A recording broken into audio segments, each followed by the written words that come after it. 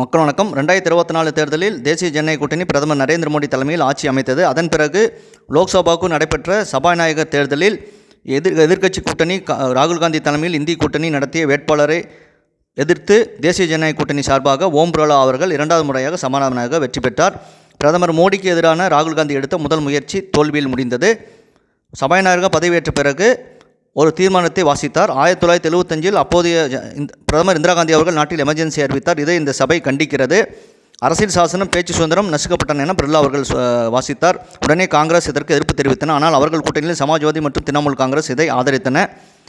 அரசியல் சாசன புத்தகத்தை வைத்து எம்பியாக பதவியேற்ற ராகுல் காந்தி அவர்கள் தனது பாட்டி தான் எமர்ஜென்சி அறிவித்து இந்த நாட்டை ஜனநாயகத்தை சீர்குலைத்தார் என்பது தெரியாதா? அரசியல் வாரிசாக பதவிக்கு வந்த ராகுல் காந்தி அவர்கள் மக்களுக்காக உழைத்துக் கொண்டிருக்கும் பிரதமர் நரேந்திர மோடி அவர்களும் தொடர்ந்து தோற்றுக்கொண்டுதான் இருப்பார். அவரால் பிரதமர் நரேந்திர மோடி அவர்களும் வெற்றி பெற முடியாது என்பது நிச்சயம். இதை பற்றி உங்கள் கருத்தை கமெண்ட் செய்யுங்கள். சேனலை ப்ளீஸ் சப்ஸ்கிரைப் அண்ட் ஷேர் செய்யுங்கள். நன்றி, வணக்கம், ஜெய்ஹிந்த்.